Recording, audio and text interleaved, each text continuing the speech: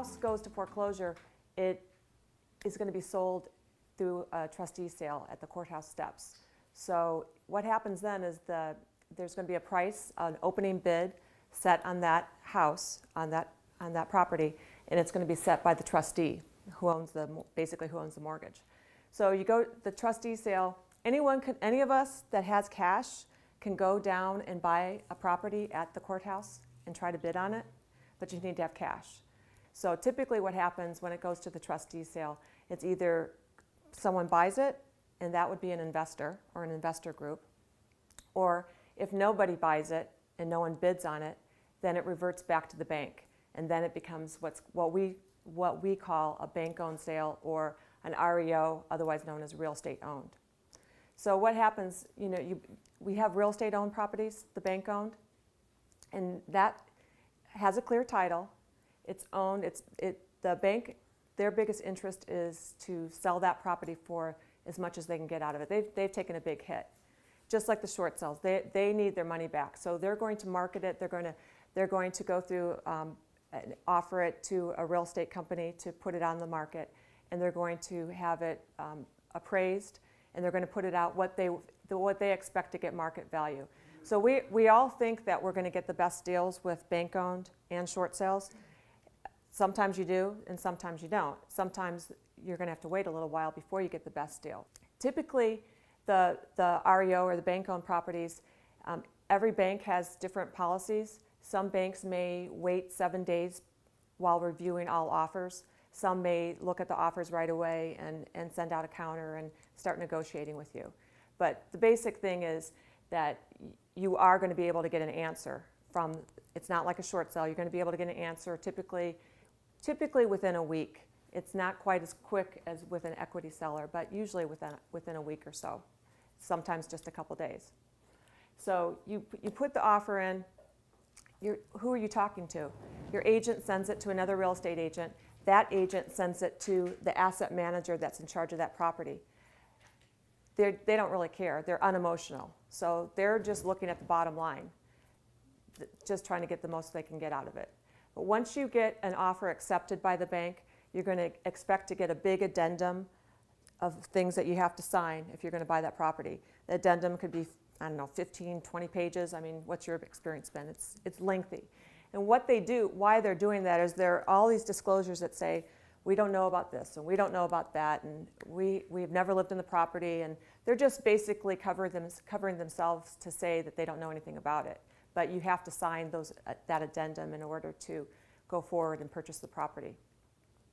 Once you do purchase that property, basically bank-owned properties, it's pretty much as is.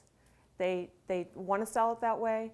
They usually don't want to give you any repair money or credits, but every situation is different. So working with your real estate agent, you may be able to get some closing costs. You may be able to get them to come up with some money for repairs.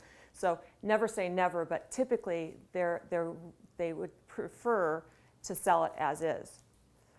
For you, as a purchaser of a bank-owned property, things to consider with financing. It's very similar to buying a regular property. However, if you are an FHA buyer and being financed by FHA, there are guidelines that you have to look at when you're looking at that property. There could be some safety concerns. It has to have a stove. There's different things that the lender will tell you if it's FHA finance. It has to comply with. So those are some considerations when you're looking at a bank-owned property. Other than that, it's pretty quick. Once you get the offer accepted, it's 30 to 45 days. One other thing banks may enforce, though, they're really strict about the guidelines, and Jeff will tell you that. If they say we have a 30-day close or a 45-day close, they may implement a per diem charge to you if you don't comply with those timelines. So the timelines are very much a factor in buying a bank-owned property. I get scared about it. My clients have gotten scared, like, oh, I can't, we have to get this done. We have to get this done because I'm not paying $100 a day. And, again, most of the banks do put this per diem charge out there, so you and your agent and your lender have to work together, really, be on time in order to get these things accomplished. The next one, you've got your bank-owned, and then you have your investor-owned. So at the auction, the investor bought it instead of going back to the bank. And how is that different? Well, they're both similar in the respect that they're both bottom-line oriented. They're unemotional sellers. They want to capture their money back. An investor, sometimes they're a flip where they've fixed it up and they put some money in it and they're looking to get their money back as quickly as possible. The biggest consideration with the investor is that, again, they're unemotional. They typically want to sell as is, usually. Sometimes there's some flexibility, but usually they want to sell as is. But with the financing, that's something we have to watch out for.